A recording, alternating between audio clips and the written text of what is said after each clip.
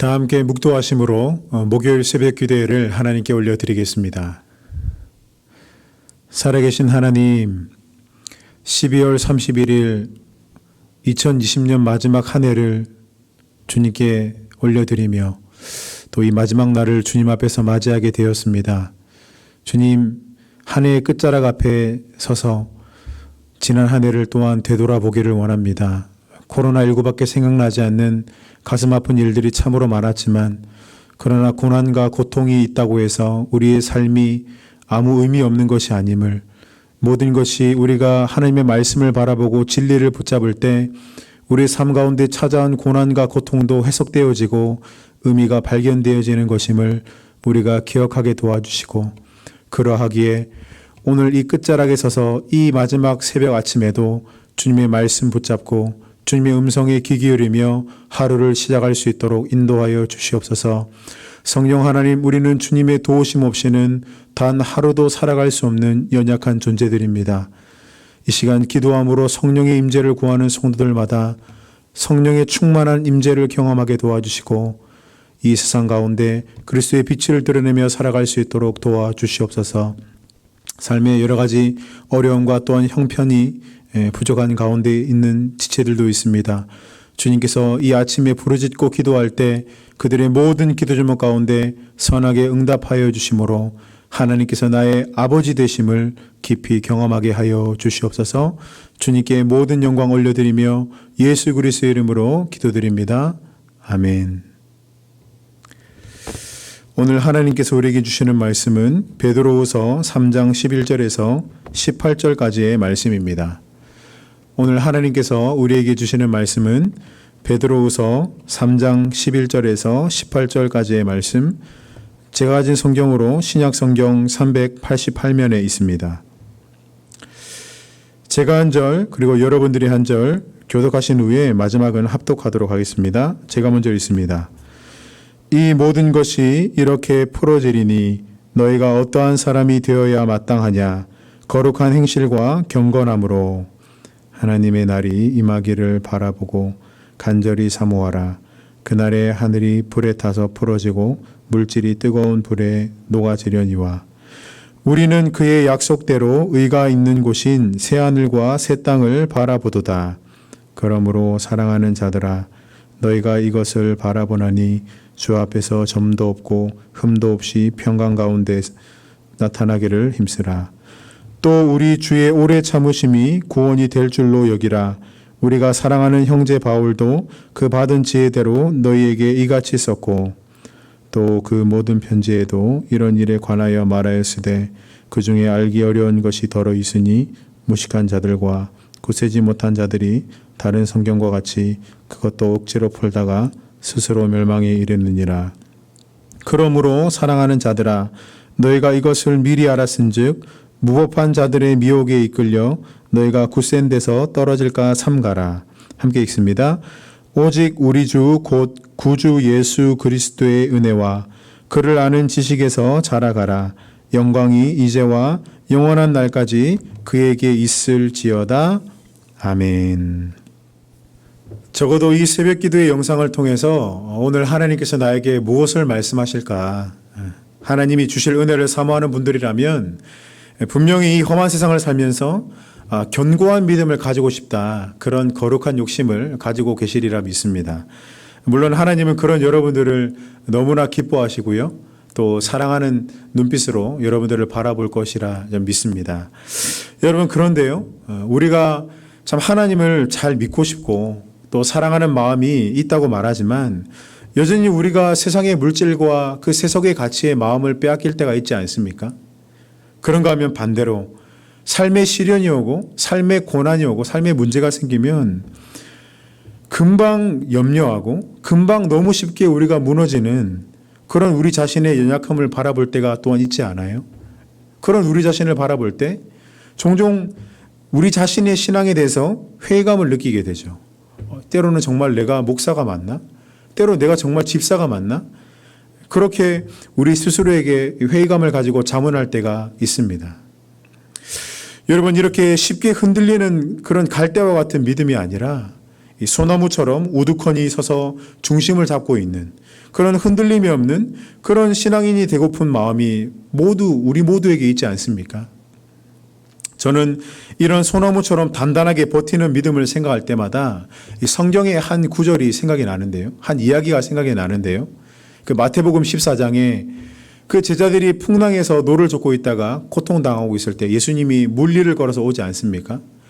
그때 멀리서 그 베드로가 예수님을 바라보고서 예수님, 정말 예수님이면 저도 예수님에게 물리를 걸어서 가게 해주십시오. 그때 예수님께서 베드로에게 그래, 너에게 믿음이 있거든 나에게 오라 라고 그렇게 말씀하시지 않습니까? 그래서 베드로가 그 예수님을 바라보면서 배 위에서 그 걸음을 떼가지고 물 위를 저벅저벅 걷기 시작하죠. 여러분, 성경은 베드로가 물 위를 걸었다고 이야기합니다. 그에게 이적이 나타난 것이죠. 그런데 얼마 지나지 않아 그가 다시 물속에 빠져들어갔다. 성경은 또 그렇게 기록하고 있습니다. 마태복음 14장 30절의 기록을 보면요. 베드로가 처음에는 예수님을 바라보면서 그렇게 걸어가다가 그만 그 발 아래 그 바람이 불고 풍랑이 이는 것을 바라봤다. 그렇게 기록되어 있는데 그 풍랑을 바라보고 바람 소리를 바라보면서 금세 베드로 마음 안에 의심이 일어나고 그 두려움이 일어나면서 물속으로 그만 빠져들고 말았다. 그렇게 설명하고 있죠. 나중에 예수님께서 그 바다에 빠져들어가는 베드로를 건지시면서 베드로를 다 건지신 후에 베드로에게 이렇게 말씀하시죠. 믿음이 작은 자야, 왜 의심하였느냐. 베드로에게 그렇게 꾸중하십니다. 여러분, 베드로를 한번 보십시오. 예수님을 바라봤다가 그만 다시 바람을 바라보고 무서워했을 뿐인데 예수님은 왜 그에게 믿음이 작은 자라고 말씀하십니까? 여러분, 결국 이 믿음이라는 것이 무엇을 바라보느냐라는 문제라는 것이에요. 더불어 흔들리지 않는 믿음이란 결국 풀어서 설명해 보면 예수님을 끝까지 바라보는 거, 그게 견고한 믿음, 흔들리지 않는 믿음이라는 것이죠. 여러분, 지금 우리가 무엇을 바라보고 지금 살아가고 있습니까? 혹시 돈을 계속 바라보고 있다면 돈이 여러분들에게 커다랗게 보이고요. 아마 우리가 돈을 숭배하는 사람이 되겠죠. 그런가 하면 반대로 우리가 계속해서 문제를 바라보고 있다면요. 문제가 우리에게 커다랗게 보이고요. 결국 문제가 우리를 두렵게 하고 우리를 집어삼키는 그런 결과를 초래하게 될 것입니다. 여러분, 무엇을 바라보느냐, 그것이 바로 우리의 믿음이라는 사실입니다. 예수님은 여러분에게 믿음이 큰 자라고 지금 여러분들을 만나시면 여러분들에게 믿음이 큰 자냐고 물어보시겠습니까? 아니면 믿음이 작은 자냐고 물어보시겠어요? 여러분, 간절히 부탁드리건대 우리 꼭 한 가지 기억했으면 좋겠는데요. 믿음이 결국 이 순간 오늘 여러분이 무엇을 바라보는 것에 달려있다는 것이고요. 무엇을 바라보느냐가 믿음과 연결되어져 있다는 사실입니다. 여러분, 그런 관점에서 오늘 우리가 읽은 베드로후서는 정확히 그 믿음이라는 단어를 언급하고 있지는 않지만 믿음의 또 다른 단어, 동사로 바라보다라는 단어를 지금 계속해서 반복적으로 사용하고 있는데요. 오늘 본문 12절을 보시면 하나님의 날이 임하기를 바라보고, 다시 말하면 하나님의 날을 임한다는 것을 믿어라, 그런 말이죠. 여러분, 또 13절을 보면요. 그의 약속대로 하나님의 의가 있는 곳인 새하늘과 새 땅을 바라보는도다. 새하늘과 새 땅이 있다는 사실을 믿어라, 그렇게 말하는 거죠. 그런가 하면 14절에 또 바라보는다는 단어를 쓰는데요. 사랑하는 자들아, 너희가 이것을 바라보나니, 이것은 다시 오실 그날을 말하는 거 아닙니까? 여러분, 사도 베드로는 초대교회 성도들에게 계속해서 바라보라고 말하고 있습니다. 무엇을 바라보라고 이야기합니까? 예수님께서 재림하시는 그날을 바라보라고 이야기하고 있습니다. 왜 너희의 시선을 계속해서 재림하시는 그때, 모든 세상이 심판이 임하고 새하늘과 새 땅이 임하는 그날을 바라보라고 말합니까? 지금 초대교회 성도들이 로마 황제의 대박해와 핍박을 당하고 있는 상황 아닙니까? 예수를 믿는다는 이유만으로 그들이 막 순교를 당하고 고통을 당하고 고난을 당하고 있으니까 이 땅에서의 핍박과 고난이 끝이 아니라 우리 주님께서 다시 오셔서 너희들을 맞아주시고 안아주시고 영원한 하나님 나라의 나를 인도하실 것을 너희들이 바라봐야 된다. 그리고 그럴 때 고난의 현실을 이기는 힘을 주시기 때문에 사도 베드로는 지금 초대교회 성도들에게 계속 그날을 바라보라고 말하고 있는 거 아닙니까? 여러분, 저는 이 사도 베드로의 중요한 말 속에 우리가 반드시 새겨야 되는 진리가 한 가지 있다고 믿는데요. 본질적으로 그리스도인들은 바라보는 사람들인데 그리스도의 다시 오심과 심판과 영원한 하나님 나라를 바라보는 사람들이라는 거예요. 그래서 그리스도인은 이 땅에서의 삶, 돈 벌고 잘 먹고 잘 살고 자녀 교육하고 그런 이 땅에서의 것만을 바라보는 사람이 아니라 우리의 시각을 넓혀서요, 영원을 바라보는 사람이라는 겁니다. 영원을 바라보는 눈이 없다면 여러분, 아직 우리가 거듭나지 않은 것이에요. 아니면 우리가 다시 거듭나야 될 필요가 있는 사람들이라는 사실입니다. 우리의 삶에 죽음이 반드시 있고요, 심판과 재림과 영원한 하나님 나라가 있다는 사실을 우리가 바라보지 못하고 우리가 현실의 것만 바라보고 있다면 지금 우리가 다시 거듭나야 된다는 사실입니다. 우리의 영안이 활짝 열려서 다시 영혼을 바라봐야 된다는 사실이죠. 여러분, 사도 베드로는 자신이 임박한 순교 앞에서요, 초대교회 성도들에게 지금 이것을 이야기하고 있는 거예요. 다시 오실 예수님께서 악한 권세를 멸하시고 심판하시고 믿는 자에게 영원한 하나님 나라를 주실 것이라는 이 사실을 바라보라는 것이에요. 이것을 바라보니 성도들이 고난 가운데 견디는 믿음을 갖게 될 수 있었기 때문입니다. 여러분, 오늘이 한 해의 끝자락인데요, 우리의 삶에도 반드시 끝이 온다는 사실을 여러분 잊지 마시기를 바랍니다. 마지막 날이 있고 우리 인생을 결산하는 날이 반드시 있습니다. 우리가 죽으면 다 하나님 앞에 서게 될 텐데 그때 하나님은 우리를 직분자로 바라보지 않으실 거예요. 우리를 집사로, 우리를 권사로, 우리를 목사로 바라보지 않는다는 거예요. 다만 우리가 무엇을 믿었냐, 다시 말해서 이 세상을 살아가면서 너희가 무엇을 바라보다가 여기 왔냐, 그렇게 우리에게 물으실 거죠. 그때 주님, 저는 늘 문제만 바라보다가 왔어요. 주님, 저는 늘 안정적인 삶만 바라보다가 왔네요. 주님, 저는 늘 돈만 바라보다가 왔네요. 저는 늘 자식만, 건물만 바라보다가 왔네요. 하는 그런 안타까운 일들이 우리에게 일어나지 않기를 간절히 원합니다. 여러분, 저는 1년 가까이 되는 이 코로나 상황을 보면서요, 요즘 참 그런 생각이 많이 드는데, 많은 분들이 질병에 걸리고 죽임을 당하는 이 질병으로 죽음을 당하는 그런 너무나 안타까운 일들이 우리에게 많이 있는데, 결론적으로 어제 건강했던 사람도 오늘 유명을 달려야 죽을 수 있다는 것, 그것이 우리의 삶이라는 것을 지금 코로나가 우리에게 보여주지 않습니까? 우리는 오늘도 내일도 죽을 수 있습니다. 그렇기 때문에 이 세상만 더 바라보고 더 집착하며 사는 그런 거듭나지 않은 불신자들의 삶을 살지 말아야 된다는 사실입니다. 그렇게 산다면 그것은 불신자들과 하등 다를 것이 없어요. 영안이 열려야 됩니다. 요한복음 3장의 니고데모처럼 거듭나야 됩니다. 평신도냐, 교육자냐, 집사냐, 권사냐, 직분을 묻는 게 아니라요, 지금 거듭나야 된다는 사실을 하나님이 우리에게 말씀해 주시고 계시다는 것이죠.